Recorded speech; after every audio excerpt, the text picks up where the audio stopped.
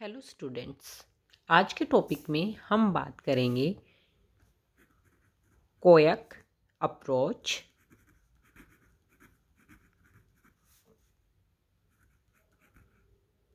और method to solve lagged variable model. मैं पीछे की क्लास में आपको बता चुकी हूँ कि लैग्ड वेरिएबल मॉडल होते क्या हैं। फिर से मैं रिवाइज करा देती हूँ।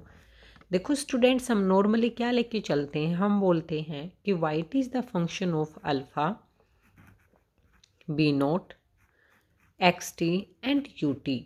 यू टी हमारी एरर टर्म होती है, एक्स टी हमारा इंडिपेंडेंट वेरिएबल होता है और वाई टी हमारा डिपेंडेंट वेरिएबल होता है। ये माना जाता है कि जो डिपेंडेंट वेरिएबल है ये इस इंडिपेंडेंट वेरिएबल से अफेक्टेड हो रहा है। और कौन से टाइम पीरियड की बात कर रहे हैं हम? टी टाइम पीरियड की बात कर रहे हैं।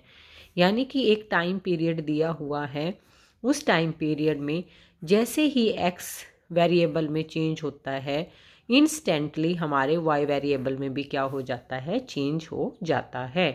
फॉर एग्जाम्पल, हम बोलें कि जो एक्स वेरिएबल है ये इनकम को डिनोट कर रहा है और जो वाई वेरिएबल है ये कंजम्पशन को डिनोट कर रहा है। तो टी टाइम पीरियड में जैसे हमारी इनकम चेंज होती है तो हमारा कंजम्पशन भी चेंज हो जाता है। तो ये एक नॉर्मल मॉडल होता है। इस तरह के मॉडल पर हम OLS estimators, OLS method apply करके OLS के एस्टिमेटर्स को निकाल लेते हैं। इस तरह का जो नॉर्मल मॉडल होता है, इस मॉडल पर हम OLS मेथड अप्लाई करते हैं। OLS मेथड बेस्ट मेथड है क्योंकि ये ब्लू जो प्रॉपर्टीज़ हैं उनको सेटिस्फाई करता है।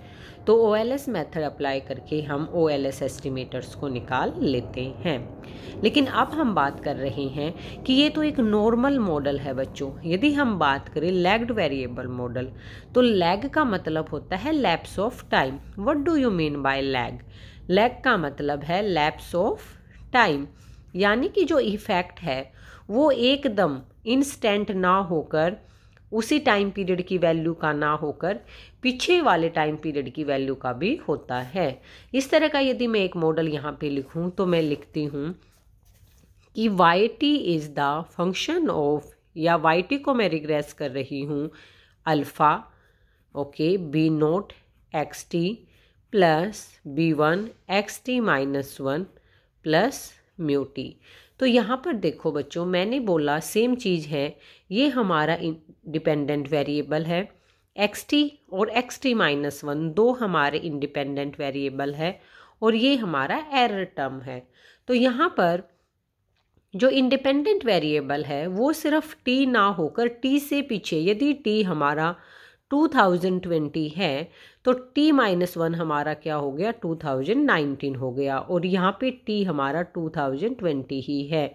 तो ये बोल रहा है कि जो 2020 का कंजम्पशन है वो 2020 की इनकम और 2019 की इनकम से इम्पैक्ट होता है। तो यहाँ पर बच्चों हमने सिर्फ एक ही टाइम पीरियड की बात ना करके उसके प्रीवियस टाइम पीरियड की भी बात कही है कि जो डिपेंडेंट वेरिएबल है वो इंडिपेंडेंट वेरिएबल की एक टाइम पीरियड की वैल्यू से ही प्रभावित नहीं होता बल्कि पीछे वाली वैल्यू से भी प्रभावित होता है। तो इस तरह का जो मॉडल होता है बच्चों उसको बोला जाता है lag model. It is called lag model. और यहाँ पर यदि मैं इस तरह से एक इक्वेशन लिखूँ कि Y T is the function of alpha plus B naught X T plus B one Y T minus one plus U T, तो ये जो मॉडल होगा बच्चों, ये जो मॉडल होगा इसमें आप देखिए मैंने ये बोला कि ये मेरा डिपेंडेंट वेरिएबल है जैसे कि हमेशा रहा है, ये इंडिपेंडेंट वेरिएबल है और ये भी एक इंडिपेंडेंट वेरिएबल है। अब आप बोलेंगे कि मैम ये तो जो हमारा डिपेंडेंट वेरिएबल है उसी की प्रीवियस वैल्यू है। तो आप बिल्कुल ठीक बोल रहे हैं। कई बार ऐसे भी हो सकता है, यदि मैं कंजम्पशन का ही एग्जांपल लूँ तो ये जो कंजम्पशन है हमारा जो 2020 का, वो किस किस से प्रभावित हो रहा है? इंटरसेप्टर अल्फ़ा से, बी नोट, और हमारी जो इनकम है 2020 की, उससे साथ में B1 जो हमारा कंजम्पशन था, 2019 में, यानी कि पिछले साल जो हमारा कंजम्पशन था वो भी कहीं ना कहीं हमारे आज के कंजम्पशन को प्रभावित कर रहा है। प्लस में हो जाएगा म्यूटी।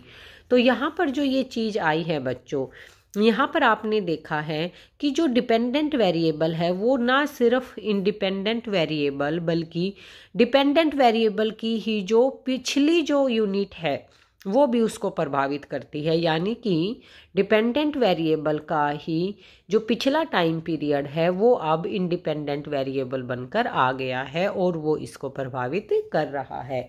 तो इस तरह का जब कोई मॉडल हमारे पास आता है तो इस मॉडल को बोला जाता है ऑटो रिग्रेसिव लैग मॉडल। इसको बोला जाएगा ऑटो रिग्रेसिव लैग मॉडल। क्यों? क्योंकि ये अपने आप की ही प्रीवियस वैल्यू से क्या हो रहा है, प्रभावित हो रहा है, इसलिए इसको ऑटो रिग्रेसिव लैग मॉडल बोला जाएगा। और मैं आप लोगों को ये भी करा चुकी थी बेटा इसके रीजंस क्या होते हैं। मैंने इसमें साइकोलॉजिकल, टेक्निकल और इंस्टीट्यूशनल रीजंस की बात कही थी, और हमने कुछ इकोनॉमिक्स के एग्जाम्पल लिए थे जिसमें हमने एक्सकेलेटर लिया था, इन्वेस्टमेंट लिया था, कंजम्पशन लिया था, प्रोडक्शन प्रोसेस ली थी कि ऐसा क्यों होता है कि जो डिपेंडेंट वेरिएबल होता है वो इंडिपेंडेंट वेरिएबल की प्रीवियस वैल्यू से भी प्रभावित हो रहा से प्रभावित मिलता है। तो वो सारा इसमें सॉल्व हो गया था।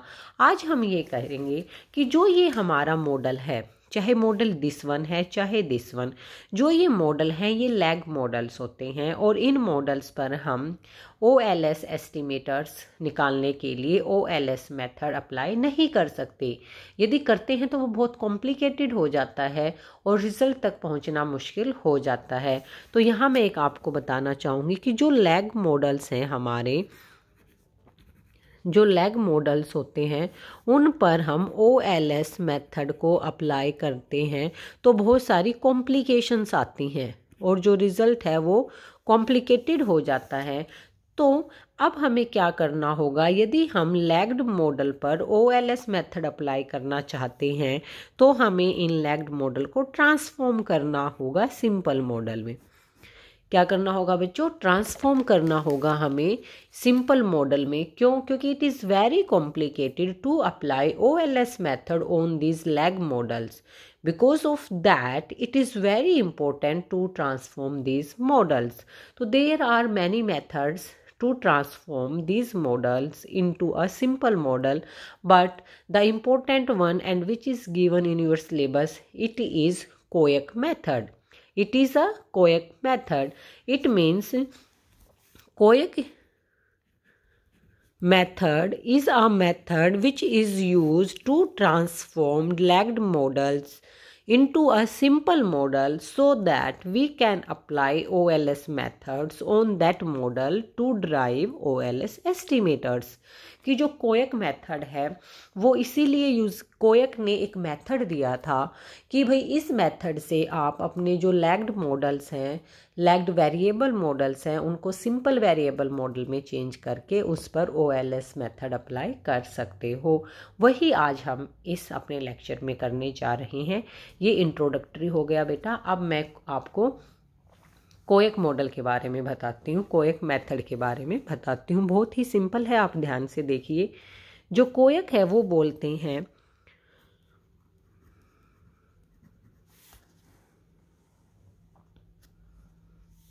यदि मैं कोयक मेथड की बात करूं तो कोयक भी एक सिंपल यही इक्वेशन लेके चले हुए हैं कि YT है जो हमारा वो किस किस पे रिग्रेस है, alpha B0 XT plus B1 XT minus 1 plus B2 XT minus 2, और ऐसे करते करते ये जाता है BK XT माइनस K तक। यानी कि जो YT है आज का, चाहे ये कंजम्पशन है, चाहे आप इसको इन्वेस्टमेंट मान रहे हैं, चाहे इसको वेजेस मान रहे हैं, चाहे आप इसको प्रोडक्शन मान रहे हैं, कुछ भी मान रहे हैं, जो ये डिमांड भी हो सकता है, सप्लाई भी हो सकता है, आप इसको कुछ भी एज्यूम कर सकते हो कि जो ये हमारा YT है ये किस किस से प्रभावित हो रहा है, किस किस पे रिग्रेस कर रहा है। ये alpha B0 XT, B1 XT -1, B2 XT -2 और B के XT -K, यानी जो टाइम पीरियड है हमने K तक लिया है, और प्लस में एक एरर टर्म जो होती है UT। ये सारे जो हैं इंडिपेंडेंट वेरिएबल इस डिपेंडेंट वेरिएबल को प्रभावित करते हैं। तो कोयक जो है, जो कोयक ने बोला है कि भाई जो ये जो लैग्ड वैल्यूज़ है ना, जो लैग्ड वैल्यूज़ हैं, इनका जो इम्पैक्ट रहता है, इनका जो इम्पैक्ट रहता है किस पर, impact on dependent variable.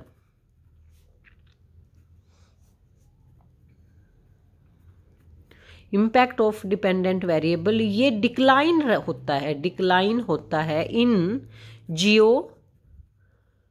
Geometric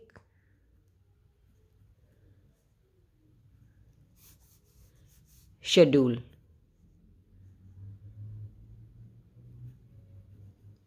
ये बोल रहा है कि कोयक ने बोला है कि जो भी जितनी भी ये लैग्ड वैल्यूज़ हैं, जैसे जैसे ये दूर होती जाती हैं, यानी कि टी का जो इम्पैक्ट YT पे होता है उससे कम T-1 का इम्पैक्ट YT पे होगा, और उससे भी कम T-2 का इम्पैक्ट YT पे होगा, और उससे भी कम T-K का इम्पैक्ट YT पे होगा।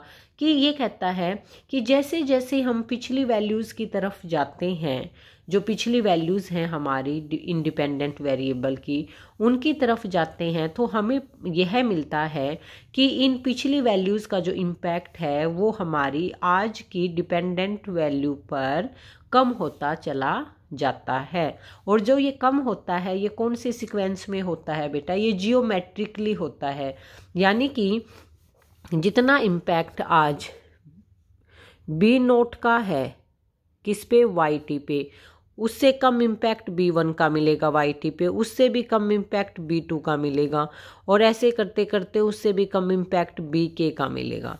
कि जैसे जैसे हम क्या करते रहते हैं, जैसे जैसे हम प्रीवियस वैल्यू की तरफ जा रहे हैं, जो इम्पैक्ट है इन लैग्ड वैल्यूज़ का वो जियोमेट्रिकली डिक्लाइन होता जा रहा है, किस पर, हमारे डिपेंडेंट वेरिएबल पर।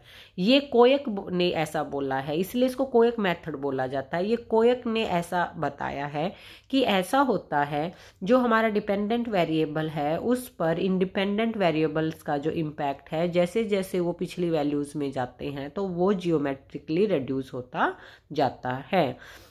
और इसने बोला है कि ये जो जियोमेट्रिकली रिड्यूस होता है इसको एक फंक्शन के द्वारा, एक रिलेशनशिप के द्वारा दिखाया जा सकता है। और वो रिलेशनशिप है बच्चों, आपको हमेशा याद रखना है, वो रिलेशनशिप है BI = lambda I B0। It is the relationship. ये वो रिलेशनशिप है जिस रिलेशनशिप से ये देखा जाता है कि किस तरह से जो प्रीवियस वैल्यूज़ का जो इम्पैक्ट है वो जियोमेट्रिकली रिड्यूस होता जाता है डिपेंडेंट वेरिएबल पे। It is the function, it is the relationship. ये रिलेशनशिप है जो ये बताता है कि किस तरह से जो प्रीवियस वैल्यूज़ हैं उनका इम्पैक्ट डिपेंडेंट वैल्यू पे रिड्यूस होता चला जाता है। और जो ये लैम्डा है, ये यहाँ पर जो लैम्डा है बच्चों, ये 0 से तो ज़्यादा है, ठीक है, ये याद रखोगे आप, मतलब ये 0 नहीं हो सकता और ये 1 भी नहीं हो सकता, और ये 1 से क्या है, कम है। Value of the lambda will be always greater than 0 and less than 1। अब यहाँ पर आप सपोज करें, आपने सपोज किया कि जो भाई लैम्डा है वो कितना है, 0.5। इट इज़ गिवन, इसमें अब कोई चेंज नहीं होगा। जब आप इस रिलेशन को देख रहे हो तो value of the lambda is given that is 0.5। अब आप क्या करेंगे, अब आप इस रिलेशन को देखेंगे। यदि I आपका 0 है, पहले हम अज्यूम करते हैं कि I इज़ 0। यदि I 0 है तो I की जगह पे, दोनों जगह पे 0 आ जाएगा, तो ये हो जाएगा B0 जिसको बोलते हैं इज़ इक्वल टू, लैम्डा की वैल्यू क्या थी बच्चों, 0.5, I की जगह पे आ गया 0, और यहाँ पे ये क्या रहेगा, as it is B naught. ठीक है, ये मैंने क्या किया है, मैंने आई की जगह पे बी नोट लिखा है और यहाँ पे भी ये ज़ीरो लिखा है। आई की जगह पे यहाँ पे भी मैंने क्या किया है, ज़ीरो लिखा है। जब हम ऐसा करते हैं तो इसको जब ज़ीरो से मल्टीप्लाई करेंगे ये वाली चीज़ हो जाएगी ज़ीरो, तो ये वाली चीज़ मतलब ख़त्म हो जाएगी और बी नोट हमारा आ जाएगा बी नोट के बराबर। तो बी नोट हमारा क्या निकल के आ गया बच्चों, बी नोट के बराबर। यदि मैं अब आई को एज्यूम कर लेती हूँ, आई को मैं एज्यूम कर लेती हूँ 1, तो क्या होगा, B1, यहाँ पर जो आई है इसकी जगह पे भी 1 आ जाएगा।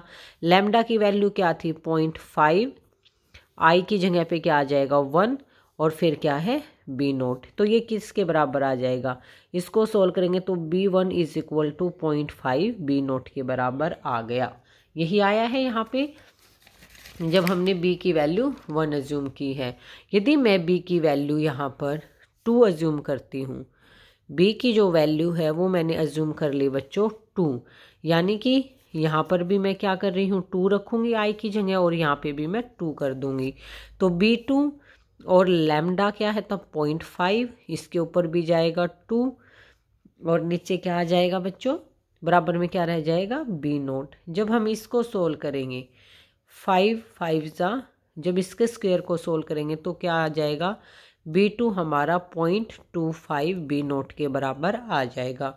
इसी तरह से जब हम इसको वैल्यूज़ रख के सोल्व करते रहेंगे, यदि मैं इसको 4 नंबर पे इसको B3 कर देती हूँ तो 0.5 की वैल्यू 3 और बी नोट, तो B3 हमारा क्या आ जाएगा 0.15 बी नोट आ जाएगा। तो आप यहाँ से देख लीजिए, यहाँ से ये क्लियर हो रहा है कि 1, यहाँ पे 1 is greater than 0.5 is greater than 0.25 is greater than 0.125। तो जो ये रिडक्शन हो रहा है मतलब 1 ज़्यादा है इससे, हाफ से, ये हाफ का भी हाफ है, ये हाफ के हाफ का हाफ है। तो जो ये शेप है बच्चों इसको क्या बोला जाता है, जियोमेट्रिकल बोला जाता है। इसलिए हमने बताया है कि जो प्रीवियस वैल्यू का जो इम्पैक्ट रहेगा हमारे डिपेंडेंट वेरिएबल पे वो जियोमेट्रिकली रिड्यूस होता जाएगा। और इस इक्वेशन ने उसको दिखा भी दिया है कि ये जियोमेट्रिकली किस तरह से रिड्यूस हो रहा है। जब हमने वैल्यूज पुट की तो हमने पाया कि ये जियोमेट्रिकली क्या हो रहा है, रिड्यूस हो रहा है। अब हम बात करते हैं सेम उसी चीज़ की। हमने क्या लिया था बच्चों, हमने एक इक्वेशन यहाँ पे ये ली थी, आप लोगों को याद है हमने ये इक्वेशन ली थी ये दिखाने के लिए कोएक मेथड में कि ये इस तरह से एक रिग्रेसर हमने लिया था। ये जो रिग्रेसर है अब इसी के हिसाब से हम क्या करेंगे, अपने कोएक मेथड को आगे लेके चलेंगे। इस इक्वेशन को मैं दोबारा लिख लेती हूँ।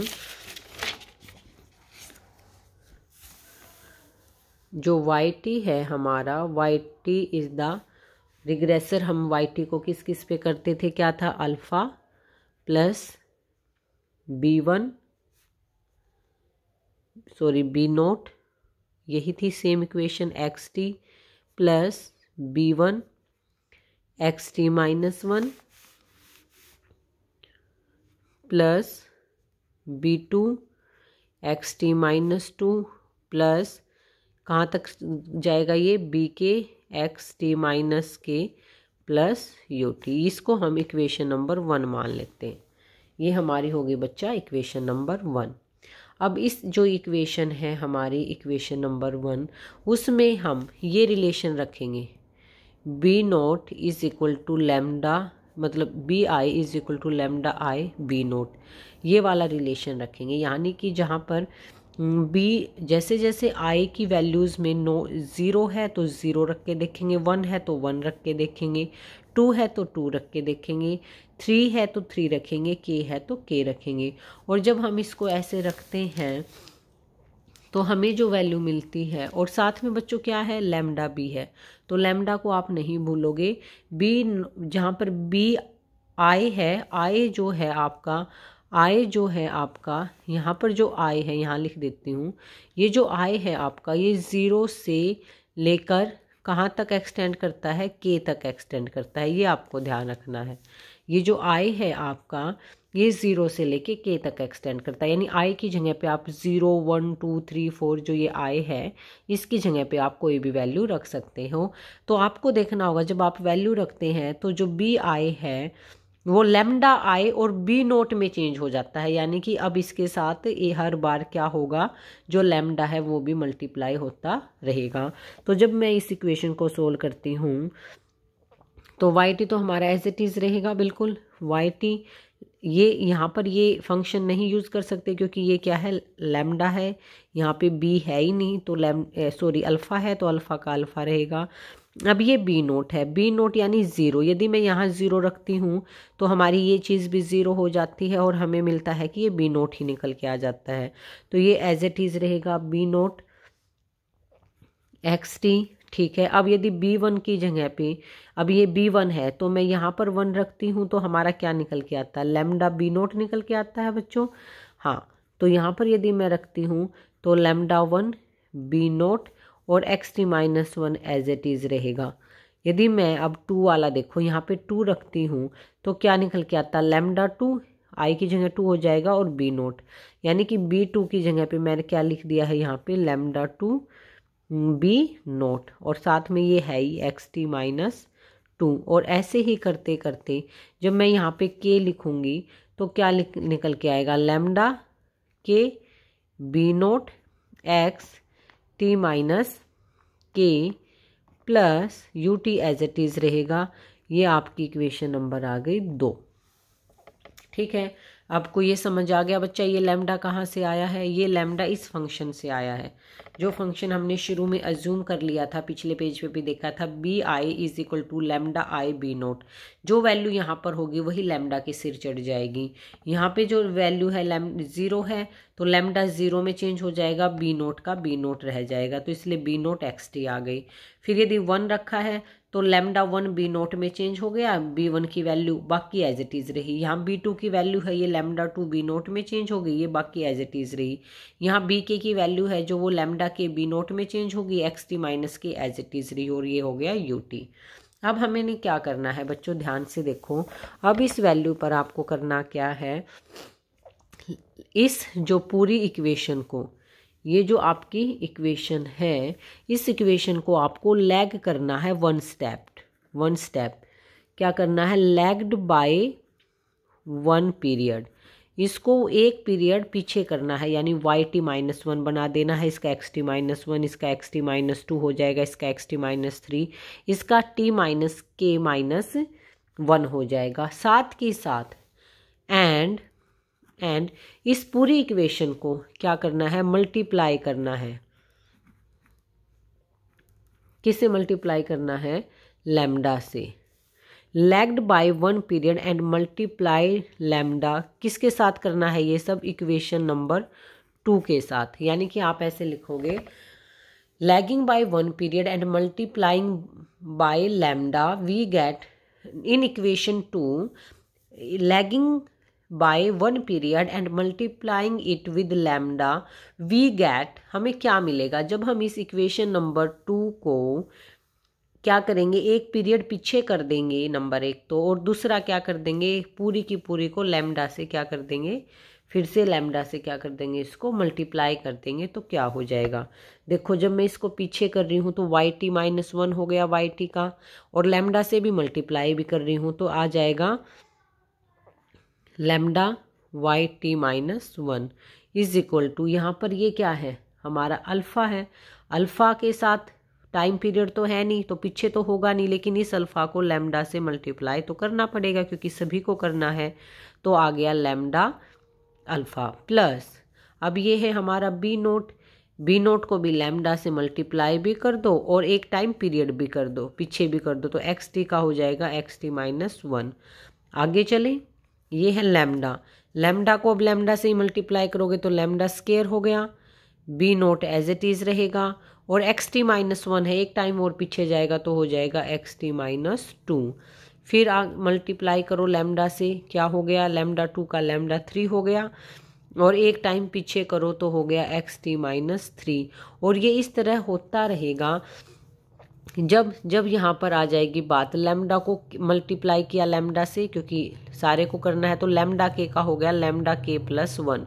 जब बेटा पावर में मल्टीप्लाई होता है तो वो प्लस में आ जाता है, तो लैम्डा के plus 1 B naught as it is रहा, और एक्स टी माइनस के था ना, तो अब इसमें से 1 को और माइनस करो, प्लस अब यू टी था, यू टी को भी लैम्डा से क्या कर दो, मल्टीप्लाई कर दो और एक स्टेप पीछे कर दो। अब ये आ गई आपकी इक्वेशन नंबर 3। क्या आ गई है आपकी इक्वेशन नंबर 3। ये जो इक्वेशन है ये आपको कहाँ से मिली है, ये इक्वेशन हमें जब हमने इक्वेशन नंबर 2 को लैम्डा से मल्टीप्लाई कर दिया है और एक टाइम पीरियड पीछे कर दिया है, तो हमें ये इक्वेशन नंबर 3 मिल गई है। अब हम क्या करेंगे बच्चों, अब हम सब्ट्रैक्ट करेंगे किसको, इक्वेशन नंबर 3 को, किस में से, फ्रॉम इक्वेशन नंबर 2 में से।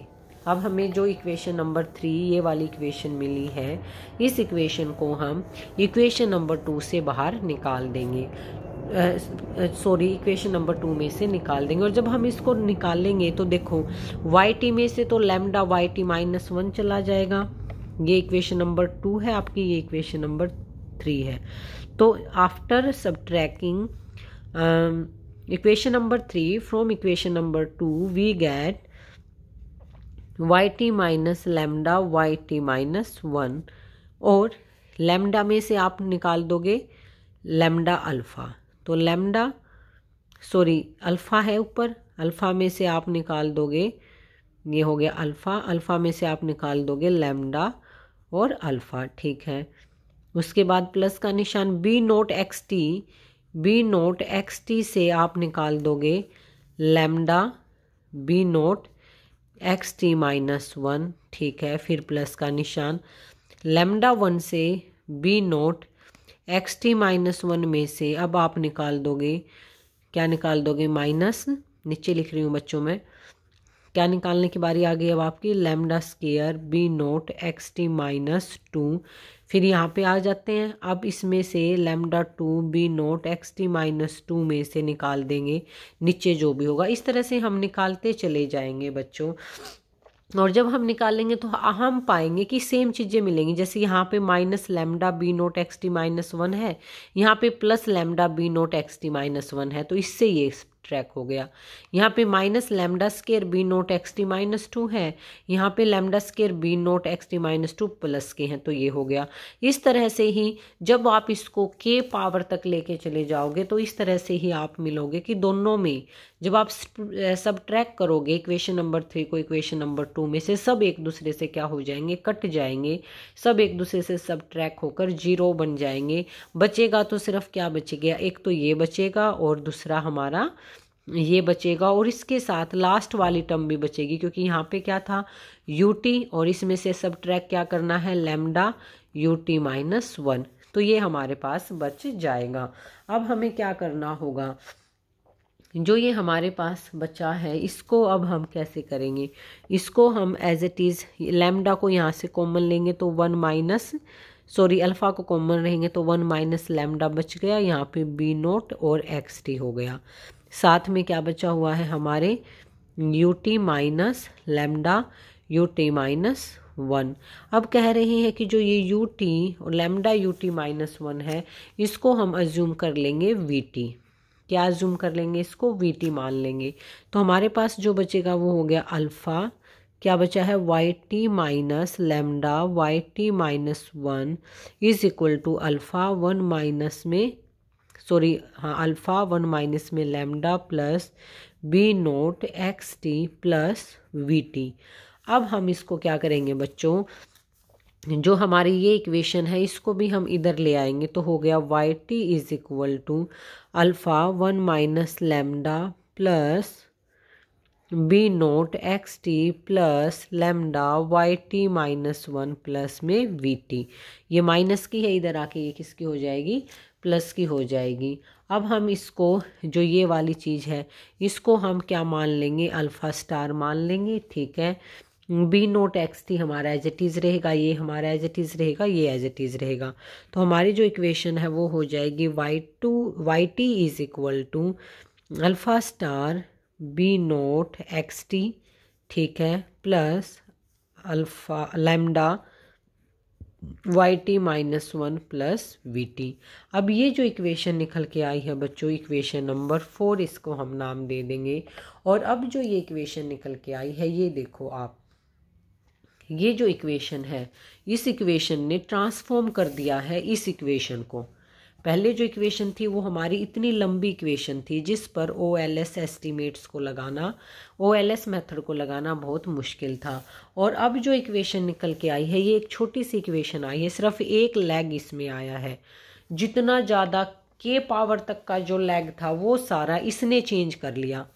देखो बच्चों, x इतना तो सेम है, ये तो सेम है कहीं ना कहीं, alpha B naught X T, और बाकी जो इतने सारे का जो इम्पैक्ट था वो सारा इम्पैक्ट यहाँ पर इस एक इक्वेशन ने ले लिया। और इस इक्वेशन को जब अब आप ध्यान से देखते हो तो ये आपको मिलता है कि आपकी जो डिपेंडेंट वेरिएबल है उसी की लास्ट वाली इक्वेशन है। एक्स यहाँ पे है जो YT-1 है और यहाँ पे ये YT है। तो इस तरह से जो ये मॉडल, जो ये इक्वेशन निकल के आई आपकी, ये इक्वेशन है जो ये ऑटो रिग्रेसिव मॉडल निकल के आया है, ऑटो रिग्रेसिव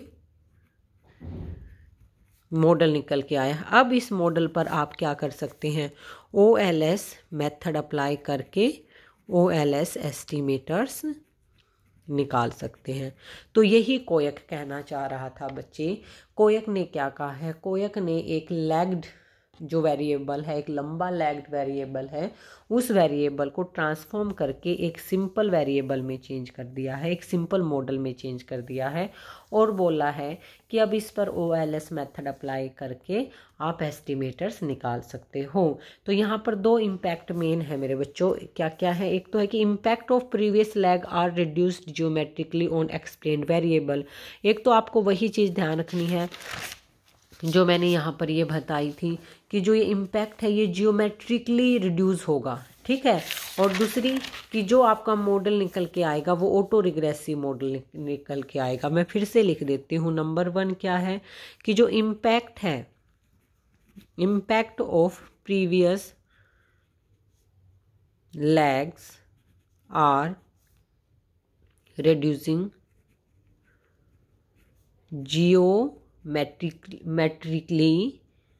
जियोमेट्रिकल उसमें ही रिड्यूस होगा बेटा ये, ऑन एक्सप्लेन्ड बोल दो या फिर डिपेंडेंट बोल दो, एक्सप्लेन्ड वेरिएबल।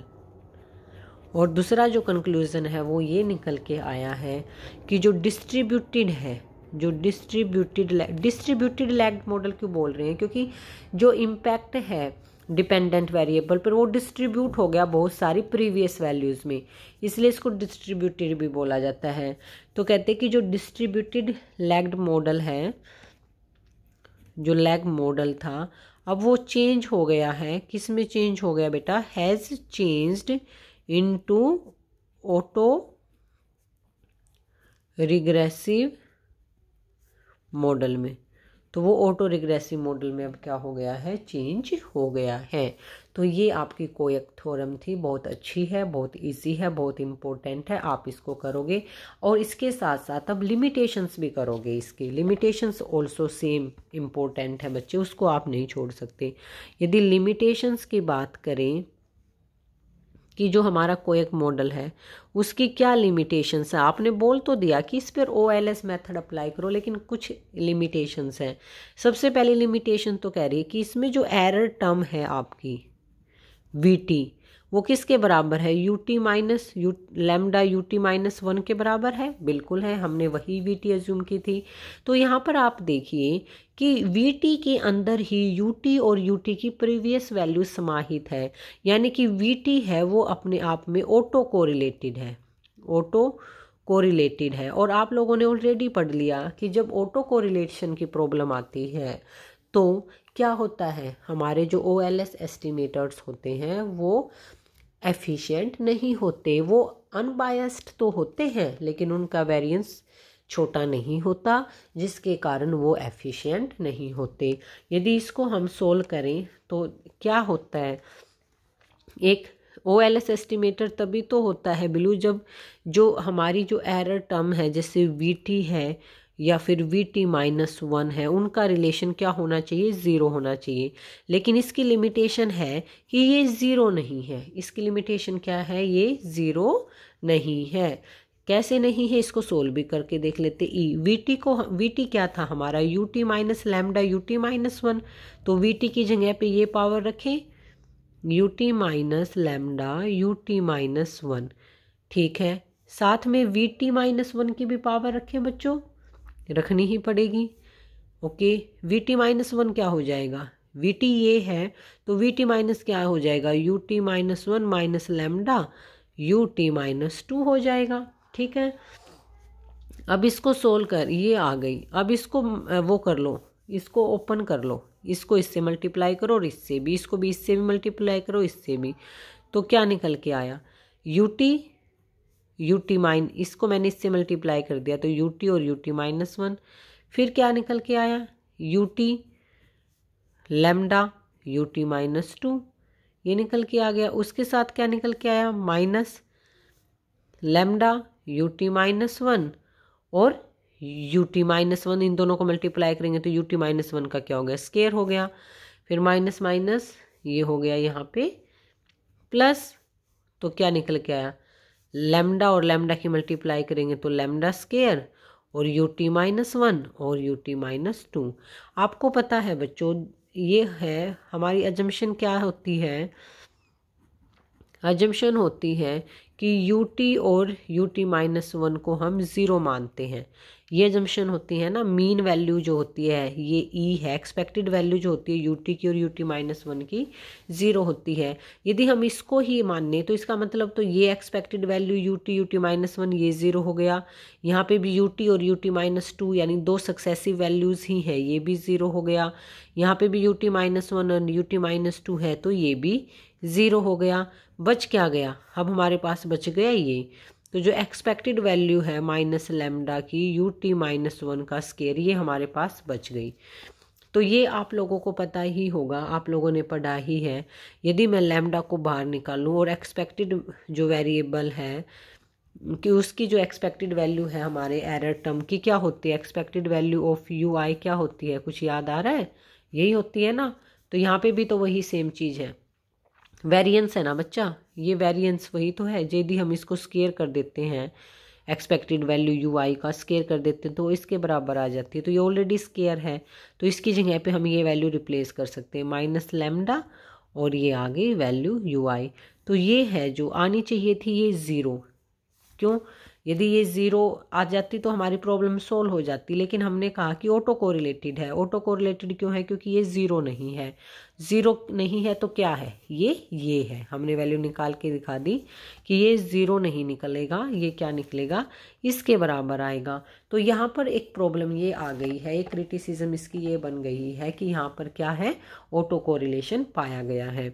दूसरी जो क्रिटिसिज्म इसकी बनेगी वो बनेगी कि जो एक्सपेक्टेड वैल्यू है VT में और YT-1 में वो भी 0 नहीं है। यहाँ पे देखो हमारा ये फंक्शन निकल के आया था 4th, जिस पे हमने OLS एस्टिमेटर्स लगाने थे। लेकिन इस फंक्शन में जो हमारा ये है VT है और VT-1 है, ये भी एक दूसरे से प्रभावित हो रहे हैं। यानी कि इनका जो रिलेशन है कहीं ना कहीं वो मैटर करता है, इनका रिलेशन 0 नहीं है। दूसरी क्रिटिसिज्म ये है। तीसरी क्रिटिसिज्म ये क्या है, ये जो कहता है कि बेटा जियोमेट्रिकली जो इम्पैक्ट है वो रिड्यूस होगा। ऐसा होना ज़रूरी नहीं है। इसने ये वाला सिंबल दिया है कि B0 का इम्पैक्ट B1 से ज़्यादा होगा, B1 का इम्पैक्ट B2 से ज़्यादा होगा, यही सिंबल दिया है इसने। और B0 का B1 से ज़्यादा होगा, इसका B3 से ज़्यादा होगा, इसका B4 से ज़्यादा होगा।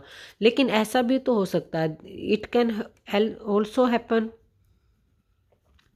कि जो इम्पैक्ट है किसी न किसी चीज़ में ये दोनों सबका सेम रहे, B0 B1 के बराबर रहे, B2 के बराबर रहे और B3 के बराबर रहे, B4 के बराबर रहे।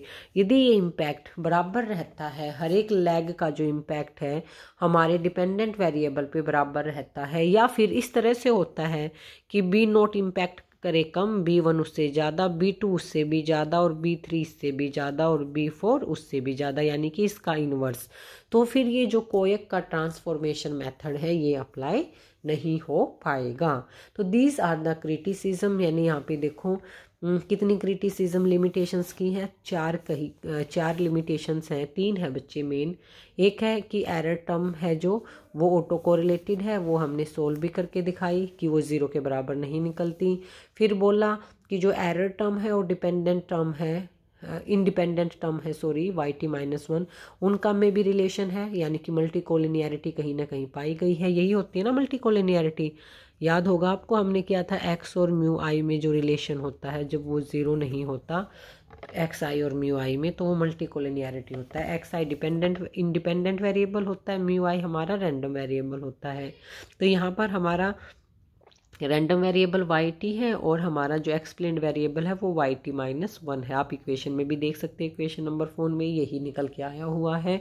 तो इनका जो रिलेशन है वो 0 नहीं है, तो ये भी एक क्रिटिसिज्म है। और तीसरी क्रिटिसिज्म ये है कि ज़रूरी नहीं कि जियोमेट्रिकली रिड्यूस हो, यदि ये इम्पैक्ट बराबर रहे या जियोमेट्रिकली इंक्रीज हो तो कोएक की जो मेथड है वो एप्लीकेबल नहीं हो पाएगा डिस्ट्रीब्यूटिव लैग मॉडल को ट्रांसफॉर्म करने में और इस लायक बनाने में कि उस पर OLS मेथड अप्लाई किया जा सके। तो ये देखो बच्चों, आपकी एक यूनिट का आधा पार्ट यहाँ पे ख़त्म हो जाता है। बस आपको इतना सा ही करना है और ये क्वेश्चन 100% आपके पेपर में मिलता है और आपको इसको इसी तरह से जैसे मैंने आपको समझाया है इसी तरह से सोल्व करके आना है, तो आपके फुल मार्क्स आएंगे। तो आप इसको ज़रूर तैयार कर लेना।